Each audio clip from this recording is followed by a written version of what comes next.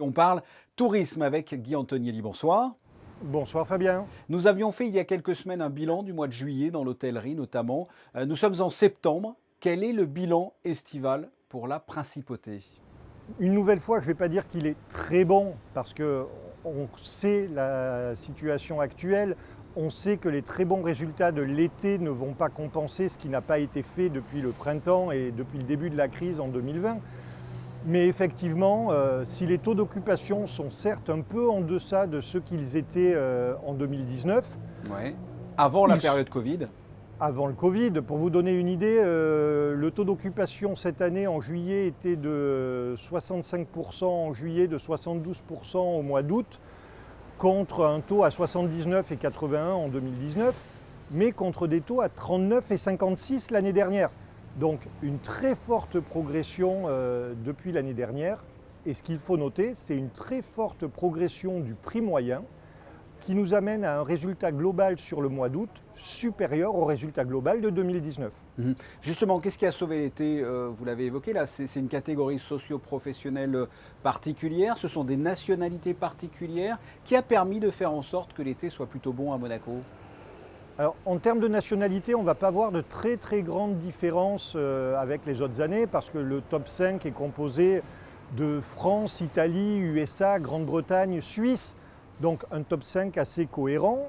À noter l'absence de la Russie dans le top 5, qui ne pouvait toujours pas venir cette année et qui normalement est la première nationalité du mois d'août.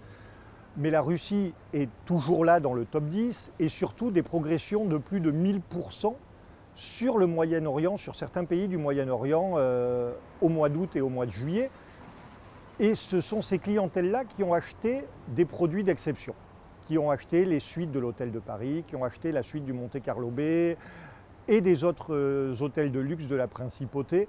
Donc vraiment une activité qui a été portée par le tourisme de luxe. Très bien. Est-ce que les durées des nuitées sont les mêmes qu'auparavant? Ce sont des voyages plus longs, plus courts? Ce sont des réservations aussi qui se font longtemps à l'avance ou c'était des voyages de dernière minute? Alors, des réservations cette année, un peu moins de dernière minute que l'année dernière, où la situation s'était clarifiée beaucoup plus tard, mais quand même beaucoup plus court terme que les années précédentes. Là, on est quasiment à la moitié des réservations qui est à moins de 5 jours. Donc c'est extrêmement difficile aussi à gérer pour nos amis hôteliers. Mais les durées de séjour n'ont pas évolué de manière extrêmement impressionnante en moyenne, même si elles se sont un petit peu rallongées. On a parlé du passé, parlons du présent. Déjà avec le mois de septembre, comment est-il? Alors, un mois de septembre qui est très bon sur la clientèle loisirs sur les week-ends. Beaucoup d'hôteliers me disent qu'ils sont quasiment complets les week-ends du mois de septembre. Donc, très bon indicateur d'après-saison. Et surtout, on voit le grand retour du tourisme d'affaires à partir de ce mois de septembre.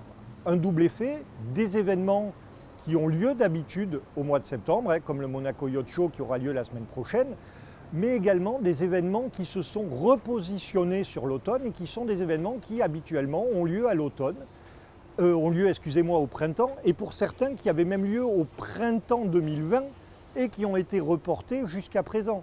Pour vous donner une idée, donc commence demain Anti-Aging à MWC, suivi par le Yacht Show la semaine prochaine. Enchaîneront le Luxe Pack, enchaîneront les assises de la sécurité, le Sportel. Donc, mi-septembre, mi-octobre, une grande activité tourisme d'affaires soutenue.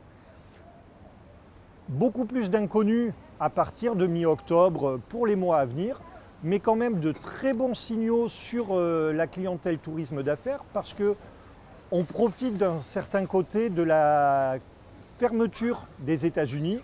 Et on a certains grands groupes européens qui nous demandent de positionner des événements en principauté. Donc rien n'est encore signé, bien évidemment, mais on a des grands groupes européens et français qui souhaitent venir sur novembre, décembre et janvier faire des événements en principauté.